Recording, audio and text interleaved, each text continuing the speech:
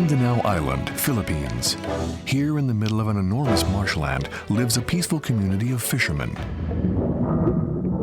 But under the stagnant water, a man-eating monster has transformed this paradise into a hell. To save their lives, the villagers had to confront a creature straight out of prehistoric times, a giant crocodile, the largest crocodile in the world.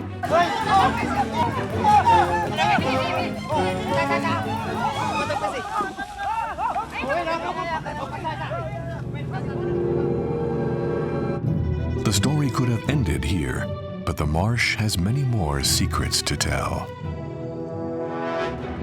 International crocodile specialist Marc Gansuana decided to investigate. How have people who have always lived alongside crocodiles in this region of the world become prey?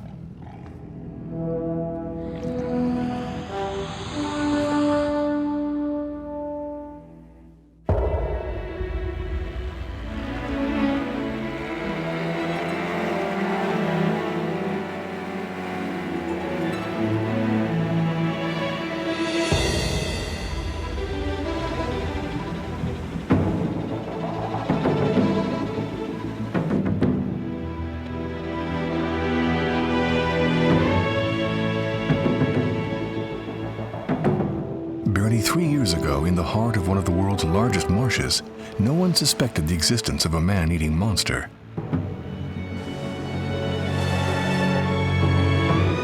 The Agusan Marsh, 50,000 hectares of flooded jungle, a natural park so large that it remains virtually unexplored.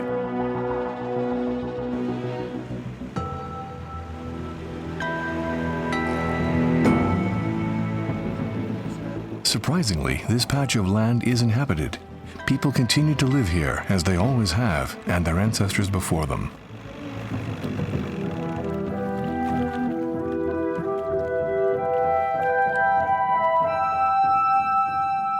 We're on the flooded land of the Manobo people. How are you? Nice to meet you. Nice to meet you, sir. Mark.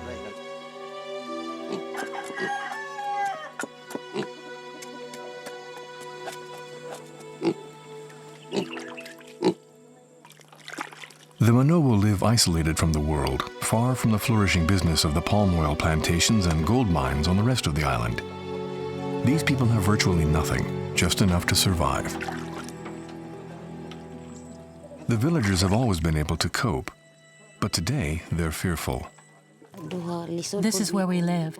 This is the only place where we can raise our children because of the fish we catch. If we can't fish, our lives would be even harder. We wouldn't have anything to eat. The Manobo are not alone in getting their food from the lake.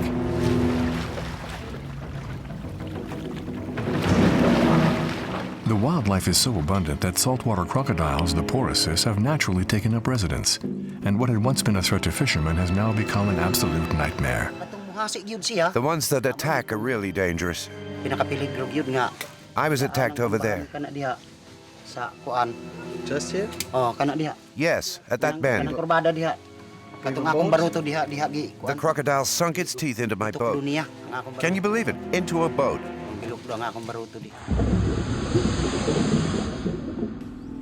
This incident was just a warning.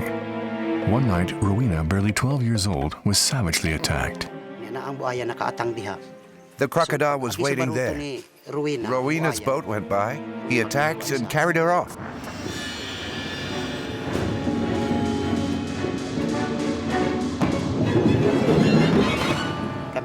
Rowena's father was devastated. He nearly went crazy. He couldn't believe what had happened to his daughter. It was hard because we all grew up together.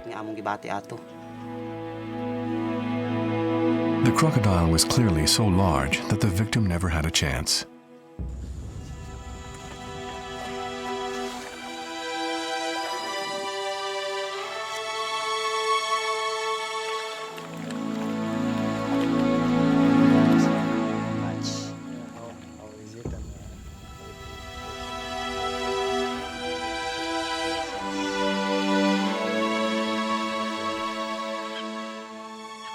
Rufino Miranda cannot accept that a child died in the lake.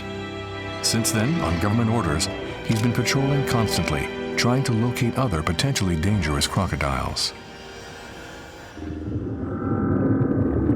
Somewhere, concealed in the water hyacinths that are invading the lake, they may be waiting, immobile, on the lookout.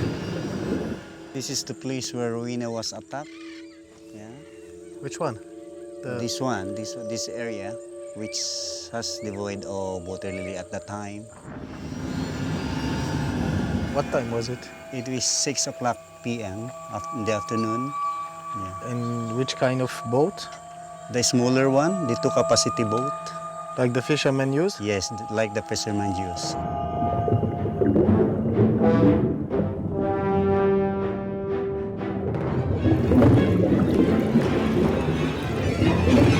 The body was found 3 days after Rowena was attacked, about 300 to 400 meters from here.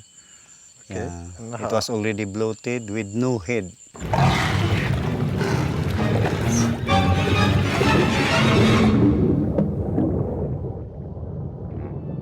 It was the head was being attacked. Okay. So Definitively a crocodile. definitely it was a crocodile, yeah.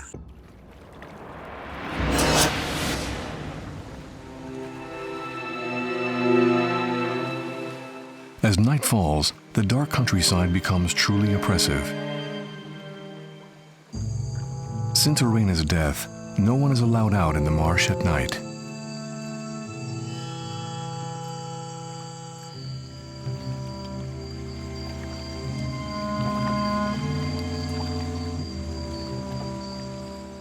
Just as everyone's heart is beating faster and all the senses are sharp, everyone is thinking that they should never have come here.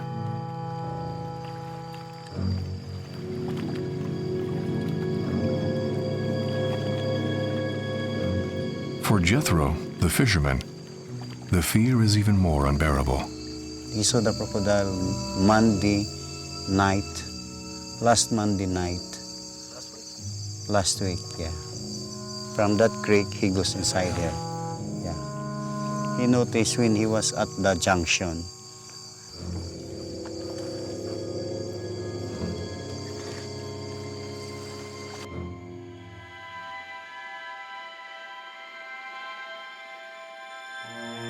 "50 years ago, perhaps more, a baby crocodile was born in the marsh. Still imprisoned in its shell, it let out its first cry. His brothers heard him. Instinctively, they all responded to this call. All the young crocodiles were born at the same time, so that they wouldn't be devoured by predators. And with this, an exceptional crocodile had just entered the marsh. A crocodile whose aggression and power would several years later terrify the local population.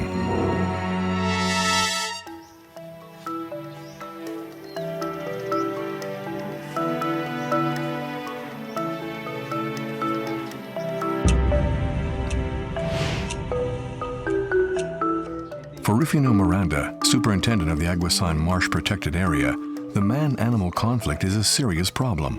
When people are not the victims, the crocodile then becomes one.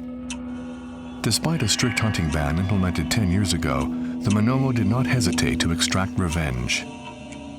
Somebody had told me out that the crocodile was already died, and some of the meat were being eaten by the villager.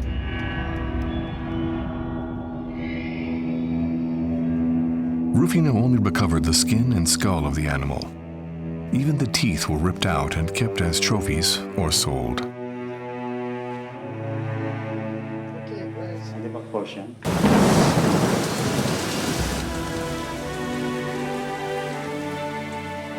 One day in November, the water level rose by more than 12 feet and the crocodile's territory expanded dangerously.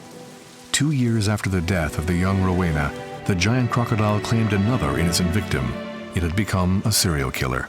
My brother Daniel Oxtero had already seen a crocodile before he was attacked. After that, he didn't fish anymore.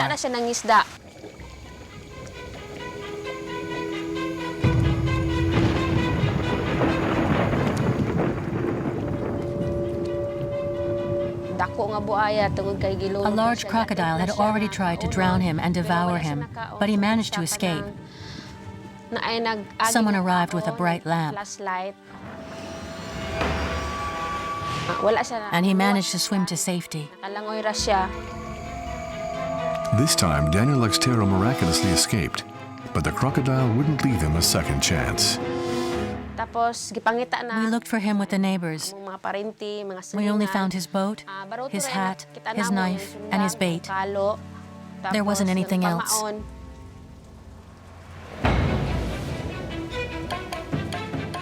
For the Manobo community, this tragic death is one death too many. These crimes cannot go unpunished. Defying the authorities, the hunters decide to set up poison traps to kill the crocodile.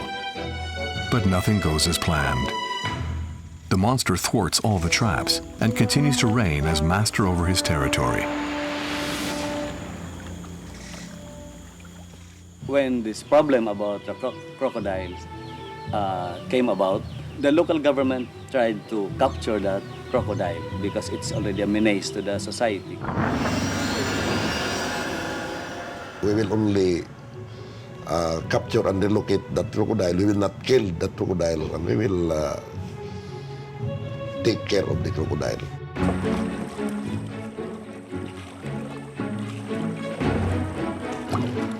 Under pressure from local authorities, the PAWB, the Philippine Protected Areas and Wildlife Bureau, finally issues a hunting permit. But the instructions are strict. The crocodile must be captured alive. There is no question of killing it. A team of trappers from the village of Nueva Era is appointed for this difficult mission. We have to stand together to protect ourselves from crocodile attacks because they threaten our lives and our livelihoods.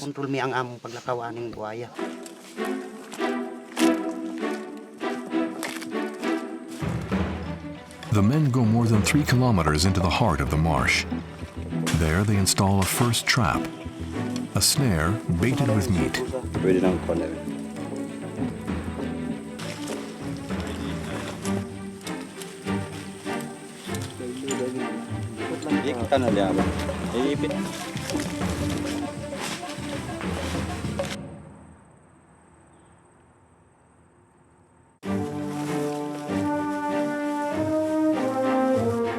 Only the Manobo are able to travel through such a hostile environment.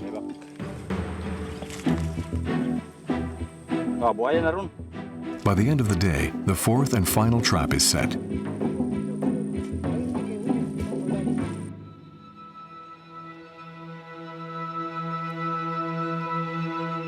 The next morning in the hills around the rice fields, there is only a single topic of discussion. In just a few hours, the horrible news had spread like wildfire. All the traps had been destroyed, and the monster is still at large. My team leader of my trappers, Sangguniang Bayan Ronald Noel, tried to told me that they will already surrender. Everyone in Nueva Era village is dismayed. The residents are disappointed as they had such high hopes. But I intervened already to the situation, and I decide to conduct the Manobo ritual. The Manobo would say that it's not just an ordinary crocodile. It must be being protected by the spirits. The Manobo must establish a dialogue with the spirits of nature. The shamans will take over.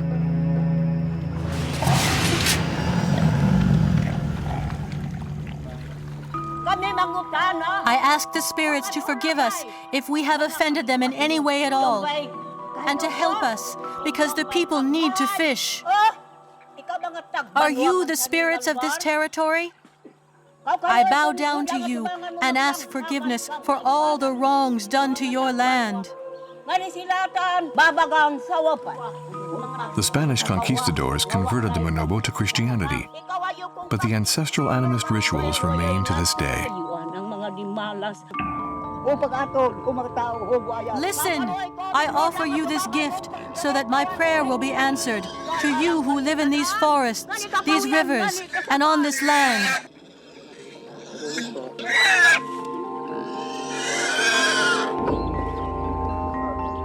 mama ko na.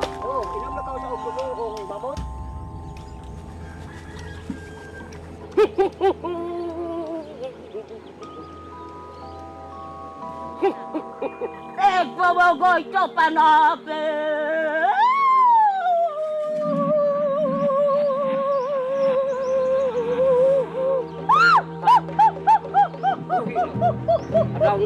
Adaw-on. Para ko na ko panagman. Panagman. Ang labis mo niyawan. Kayo na sa kaibigan.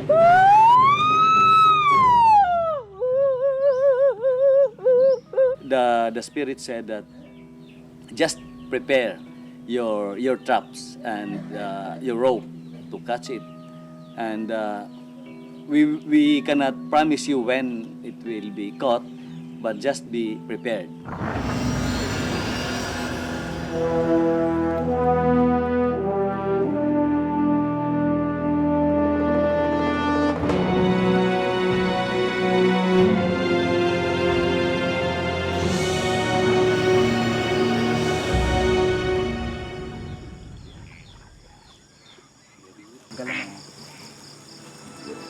The local authorities cannot make any more mistakes. They bring in Ronnie Sumiller, an experienced crocodile hunter. Ronnie sets up a powerful snare with a section of steel cable doubled with reinforced rope.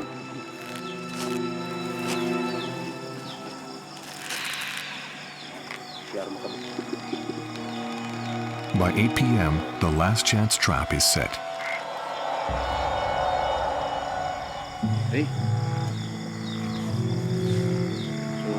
Mau ni nga last trap ng atong kanon nga atong diri. Indot man yang pagka utang niya. Ha?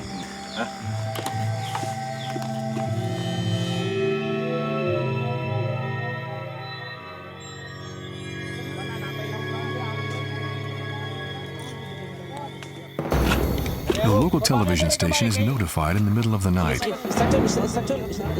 A cameraman rushes to the scene to film the event. It was 8 o'clock, and we finished the ritual at around 12. I don't think whether it is a coincidence or 11 o'clock in the following evening, the crocodile was caught. Ako ko.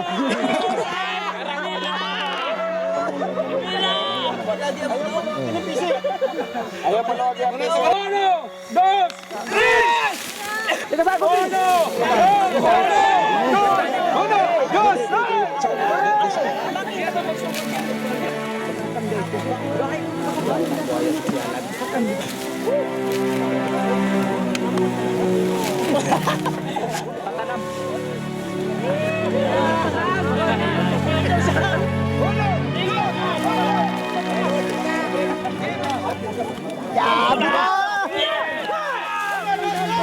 Sige, Milo!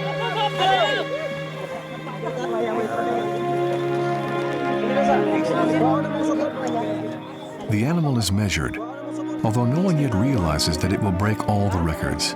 There's no doubt the crocodile is well over 20 feet long.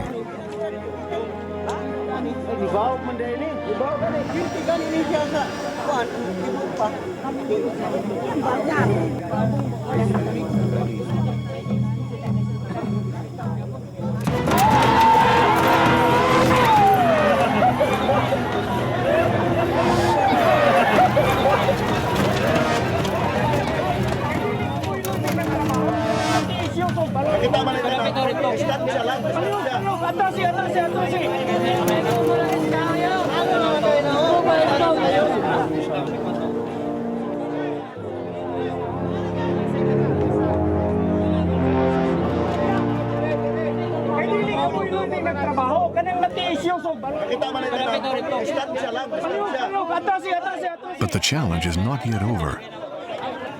To get to the road, the crocodile has to cross the river.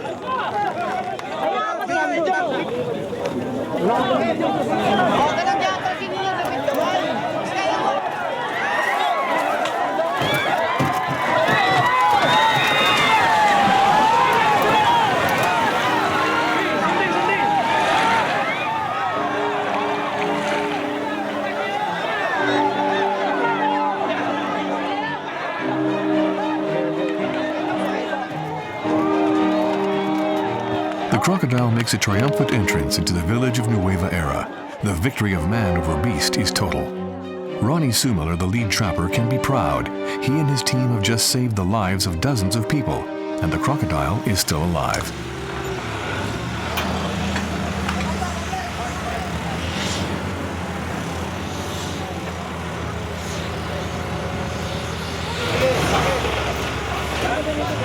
News of the capture sends shockwaves around the country.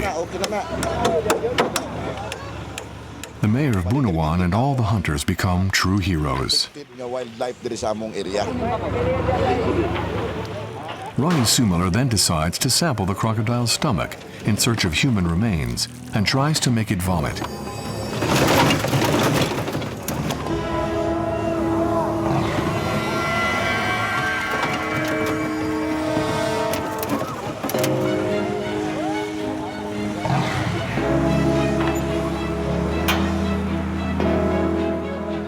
The weight is certainly too great for the crane that is supposed to lift the enormous cage, but there is no other solution. The crocodile has to be raised onto a truck to take it far from the village.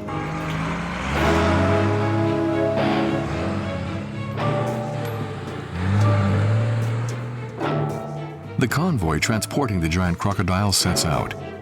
Just 20 hours after its capture, the Lord of the Marsh of Agusan is about to reach its final home, 20 miles from the immense territory in which it was born.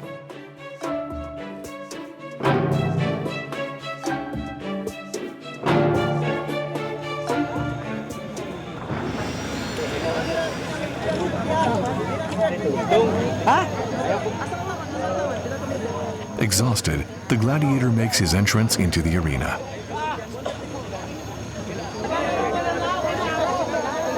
With no one to battle, the animal lets itself slide, beaten, to the bottom of the pool.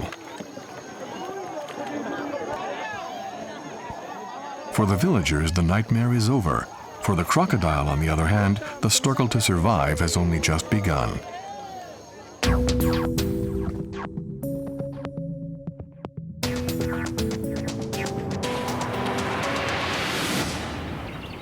The sign that before is a welcome Bunawan. Today, Marc Gansuana appreciates the importance of the event.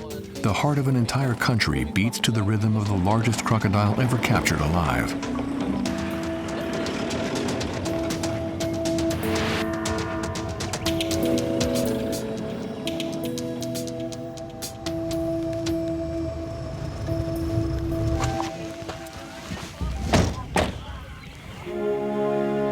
In tribute to the trapper Ernesto Lolong Cunyate, who died of a heart attack during the capture, the men named the giant crocodile Lolong. See, Mark? That's Lolong. It's amazing. We are now going inside the pen of Lolong. Yeah? We will get close to him, but please be careful. Yeah, sure. Because Lolong is a wild crocodile. Yeah. He may attack us anytime he wants.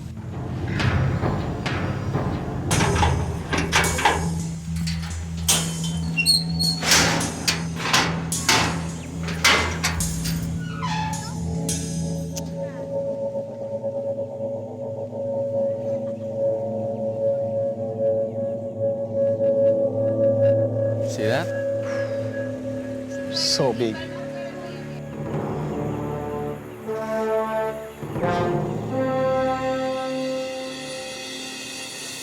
Can we board there? Oh, yeah.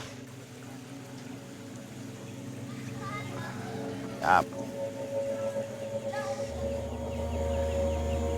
One day, the dinosaurs disappeared from the surface of the planet, leaving behind a worthy heir, Lolong, 20 feet 3 inches long, weighing 1.2 tons. A phenomenon, an exception, a miracle in the life of a scientist.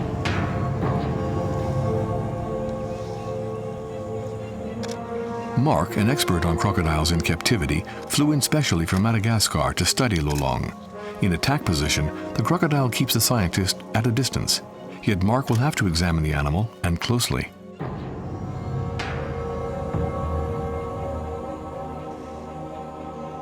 Lolong has been living here for 6 months. Immobile at the bottom of his pool, he's already lost from 100 to 200 pounds. Marc wants to test his muscle tone.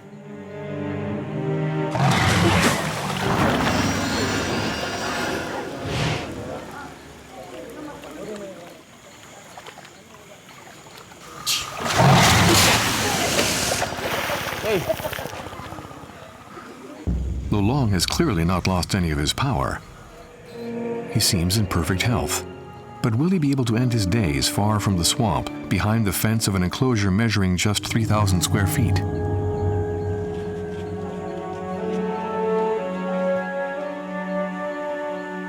We were able to go a little closer by the fence, and so, I would not want him to chase me.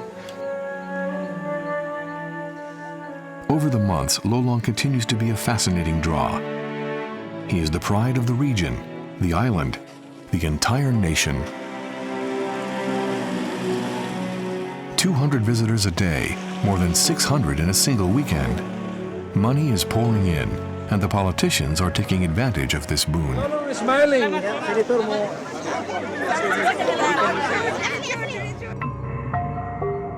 Full body exposure. This is what the visitors have come to see, a saltwater crocodile in the open, around which an eco-park of several hundred hectares has been built.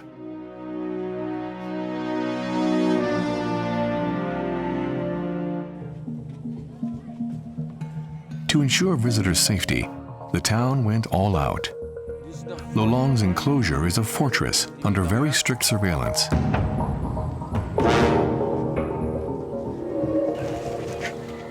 Every element was reinforced: bars, steel beams, fencing. Monitored 24 hours a day by surveillance cameras, Lolong is a prisoner who must not escape. Just amazing. It's like Jurassic Park, Oh yeah, the purpose of that is for the security reason, to secure the area. Where is the place? This will be finished.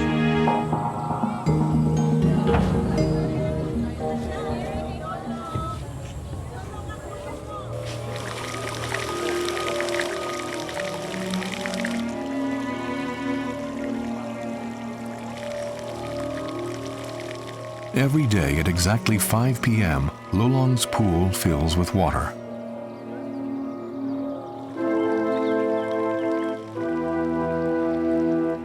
Visitors have to leave. The show is over.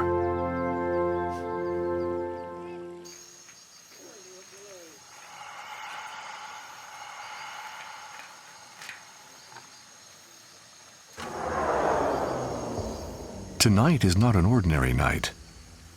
Lolong must be fed. The darkness is total. Lolong does not know that men are watching him.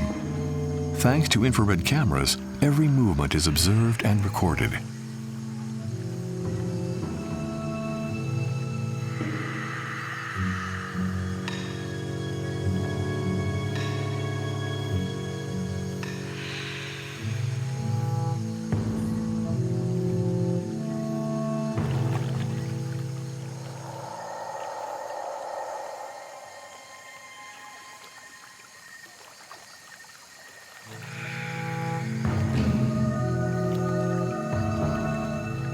A failure once again. This has been going on for months.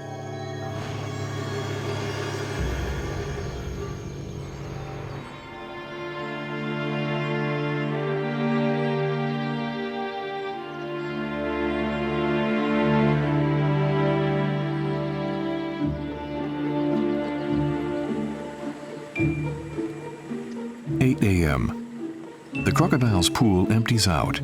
The show can start up again.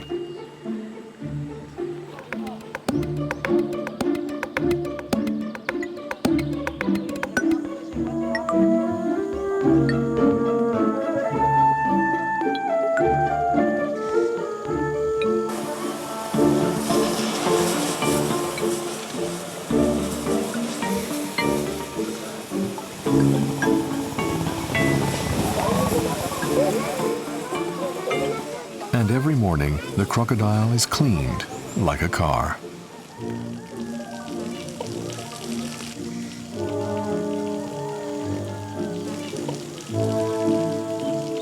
Water is constantly sprayed over Lolong in the empty pool to help him withstand the blistering heat that sometimes exceeds 113 degrees Fahrenheit. Photosynthesis is inevitable. Water and sun cause the proliferation of worrisome colonies of green algae on the animal.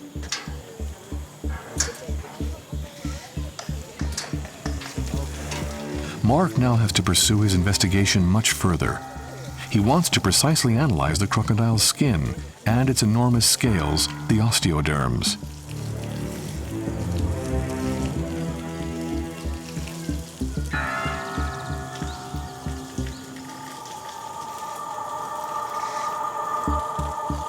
It is exceptional to observe an animal the size of Lolong at such a close distance. It requires a great deal of experience as well as a lot of nerve.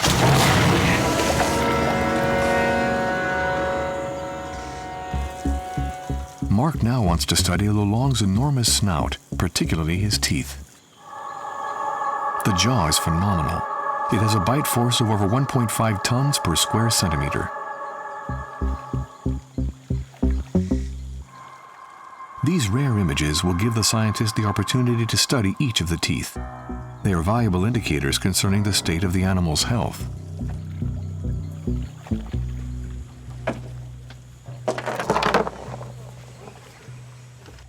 Teeth from the world's largest crocodile. Fascinating objects for Ronnie Sumiller, but above all, an immense source of concern. You lost it yesterday, no? Yes, that's lost yesterday. Yeah, it seems very normal process. Oh, what is this?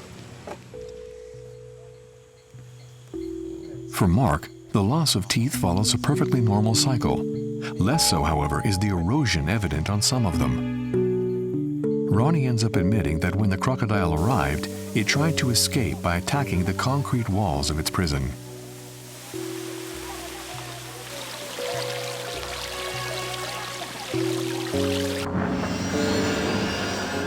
Imagine this teeth can penetrate, can hold as much as 4 inches, like that, in my hands, like that. See that? This is, can penetrate really. Just a perfect predator, you know? A perfect predator, an exceptional beast, but above all, the world's largest crocodile ever captured alive. This is all it took to make Lolong an ideal ambassador. Thanks to Lolong, the Philippine government is proud to show the world how it is trying to save the last crocodiles in the Philippines. The crocodile farm near Davao is a showcase. 250 breeders live here in semi-liberty and total safety in a huge territory.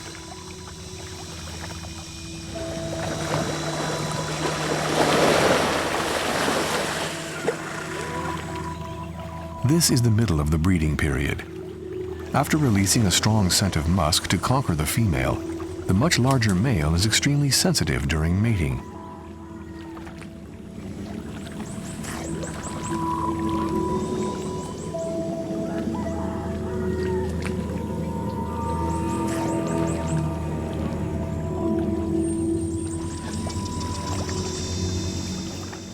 Every year from February to May, the female Porosus leaves the protection of the water for land.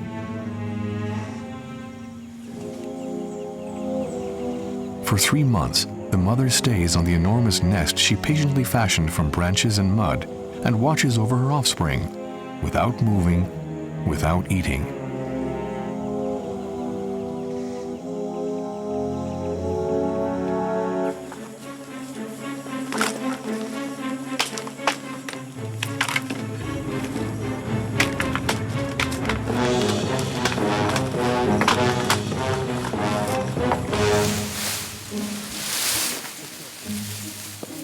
Take care.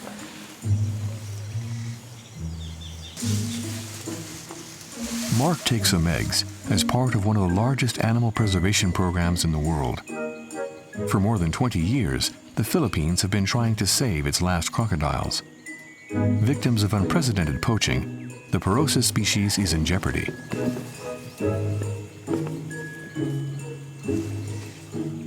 Yes. 15, 20 years old female, you know? This is normal size for a bigger female, but the small females, this is also a small size.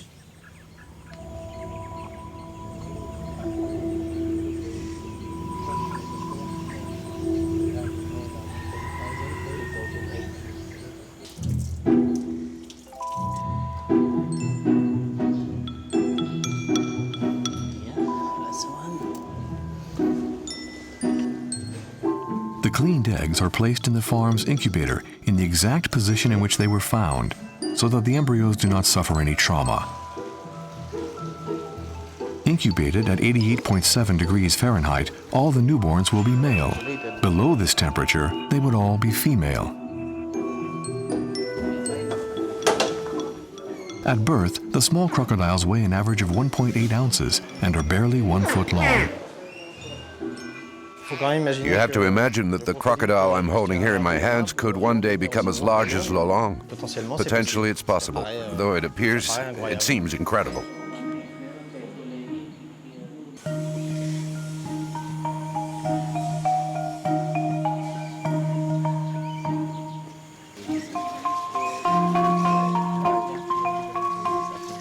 We're now marking a young crocodile born this year. He's 1 year old and will be released into his summer quarters outside.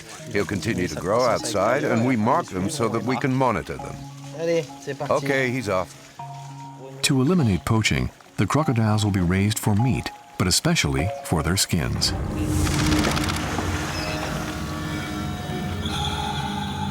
In the Philippines, the sale of crocodile skin is perfectly legal. In return, hundreds of small crocodiles will be reintroduced into their natural environment. Now I'm with Pangil. He's another large crocodile living in captivity. He's about 18 feet long and he weighs almost a ton.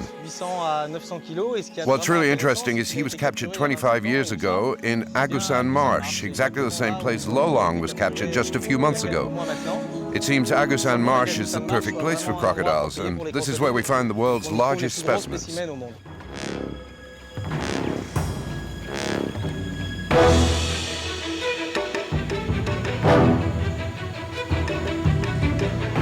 The Agusan Marsh is home to extraordinary crocodiles, exceptional creatures. But there are more surprises in store for Marc. Lolong, the world's largest crocodile, may have been captured by mistake. An even bigger specimen is apparently still at large in the marsh.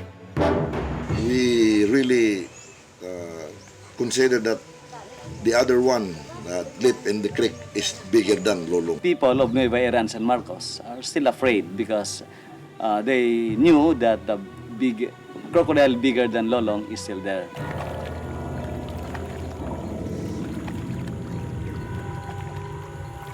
We think that Lolong is not the bigger one. Are you sure of that? Yeah, because I seen that's the other crocodile.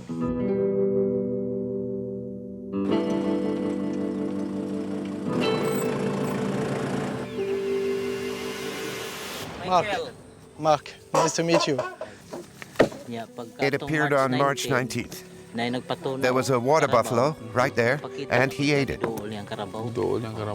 There is still another crocodile here, which the villagers believe to be bigger than Lolong. It's very, very strange, because if it's a bigger one, you know that it's a male, like Lolong, and you cannot have two big male in a very small creek. Yeah. All the witness accounts contradict what scientists have claimed for many years. Large male crocodiles are all dominant creatures. They only allow females to enter their territory. How could two males, each more than 20 feet long, two rivals who must battle to the death, share a single hunting ground?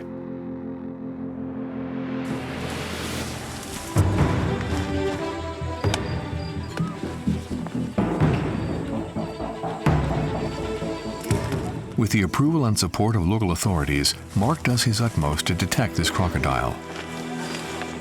He receives a special authorization to spend the night in the heart of the marsh. We're near the water, fairly isolated, so we have to be careful. I'll get a little closer. Obviously, if I see it, it'll be tricky, but we won't take any risks.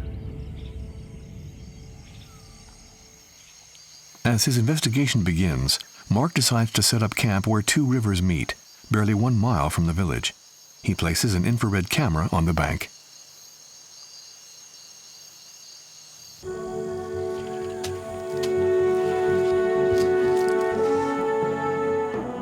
The first nighttime observation does not produce any results. Marc repeats the experiment for days, meticulously following the investigative plan he had established. He discusses the situation with Ronald Neuer, the head trapper, and tries to gather a maximum amount of information. The banks of Lake Mihaba may be the key. And the last time the villages have seen the big crocodile? Last week? The last week? Yes. Oh, it's very close. If it was the last week, maybe it is still there. Maybe. A genuine threat once again hangs over the village. A huge crocodile is once again on everyone's mind, but that's not the worst of it. I can even recommend for 6 because I can hear some noise of a baby crocodile and a bigger crocodile. Yes. Yeah, sounds like that.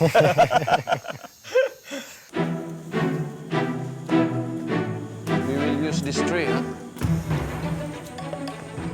Marc can count on help from the Manobo trappers to identify the suspect. As the Philippine government has not issued a new capture permit, Marc can only set up photographic traps to determine if the villagers are right.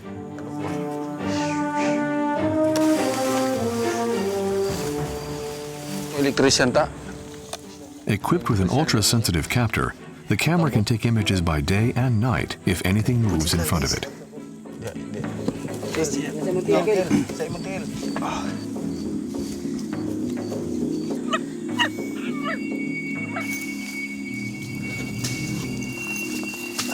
When the water is high, crocodile will just free to go anywhere. But when the water is low, just confined in this area. Kung taas ang tubig, balik na. Okay, let's go.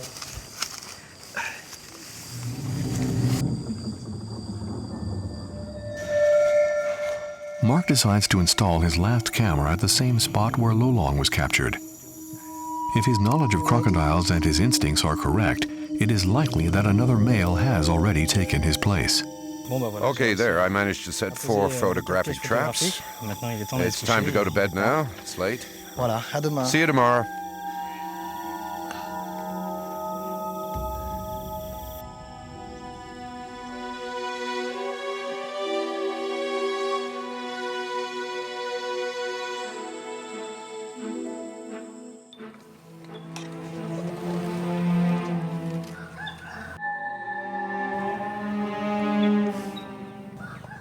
Ah, c'est génial. Oh, that's brilliant.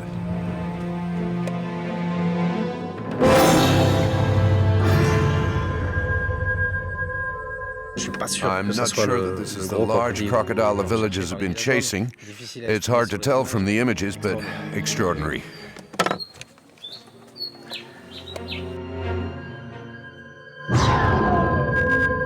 The image speaks for itself. Marc was right. A large crocodile is indeed prowling around the village, exactly where Lolong had been. New safety precautions have been issued. The Manobo are warned. To save their lives, they were brave enough to confront Lolong, the world's largest crocodile. Soon, they will have to capture an even larger animal. Ronnie explains to Marc that the town of Bunawan has already planned for everything. The immense enclosure intended for the crocodile is 3 times larger than Lolong's. Capturing crocodiles is one thing. Keeping them in good health is something else entirely. Recently, large white plaques have appeared on Lolong's feet, sides, and back. Concern is growing every day. So we treated it as a fungal infection with betadine, then apply it with fungal ointment. This is 3 times in a day, in the morning, in the afternoon, and also before 5 o'clock.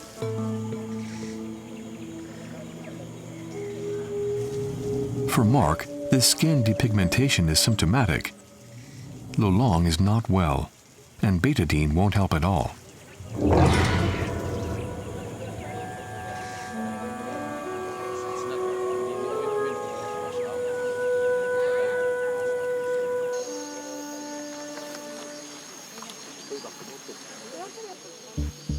Marc wants to try something else to get Lo Long to eat. He decides to set up his own equipment, a hypersensitive camera and infrared lighting. Lo Long absolutely must accept the food offered. Concealed inside are several pills, essentially calcium, phosphorus, and vitamins.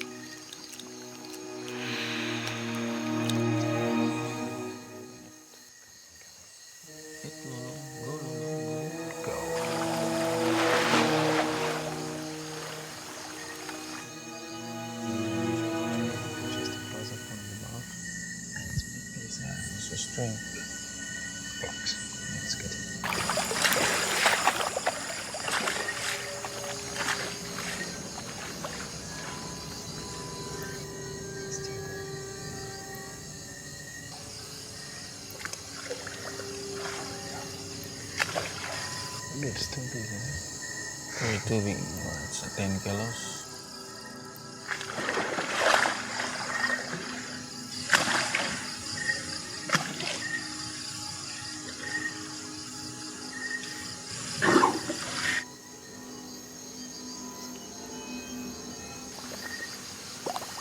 A few liters of water help him swallow. Lo Long has finished his meal.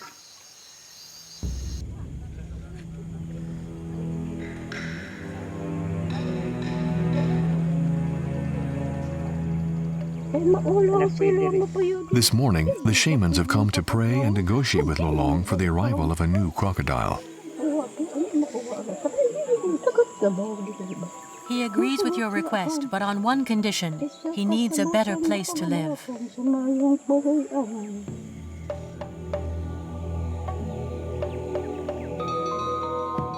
We cannot judge what is happening. Yet the fact is that ancestral beliefs still link the Manobo to the spirits and forces of nature.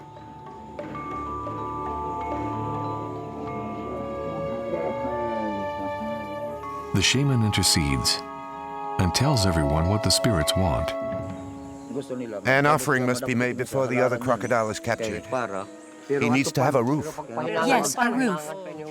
The spirits want a roof for Lo Long. Otherwise, he and the other crocodile will die.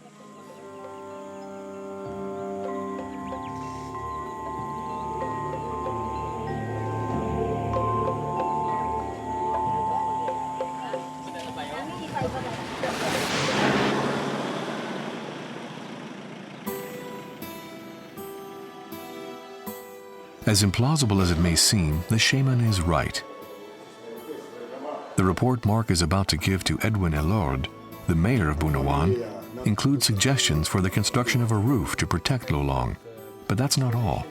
Depriving him of water during the day to facilitate public viewing will lead to certain death. So this is my suggestion, and it's two things very, very easy to do. It's still a compromise between your need and the management captivity of Lo Long.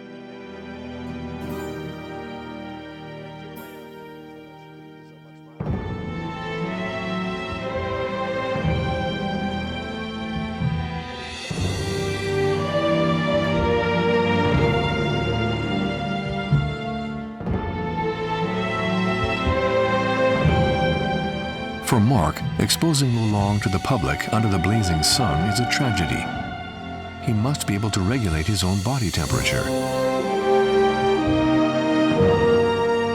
When the heat is too intense, he has to find shelter, a protected area where he can take refuge. In addition, filling and emptying the pool every day puts the animal in a permanent state of stress. Lo Long is not well, even though he is still growing. The monster will certainly get larger. It's amazing because he's 40 to 50 years old, and when you think that crocodiles continue to grow throughout their lives, it's possible that he could be 21 feet long in a few years, maybe even 23 feet within 20 to 30 years. We think they have a life expectancy of over 80 and maybe even 100 years, so anything's possible. But this can only happen if Lolong is placed in optimal conditions of captivity.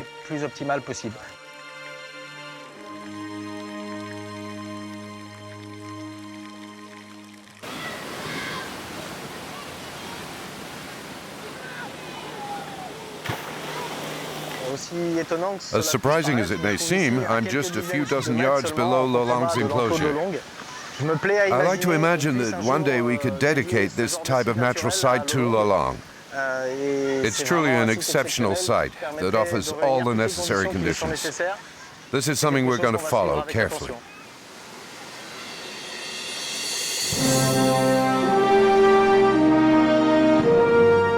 Lolong will end his days behind bars. The Philippine government has declared it so. But capturing crocodiles is only a temporary solution. We must remember that these animals were here long before men. If we want to show humility and respect, we should certainly one day be able to live in peace with the saltwater crocodiles, the ones known here as the Lords of the Marshes. A few months later, the Philippine authorities announced the death of Lolong. According to the autopsy, the crocodile died from fungal pneumonia, with the deficiency of several organs having resulted in a cardiac arrest. The Philippine government has decided to launch an investigation into the containment conditions of saltwater crocodiles, promising significant improvements in the quality of their lives in captivity.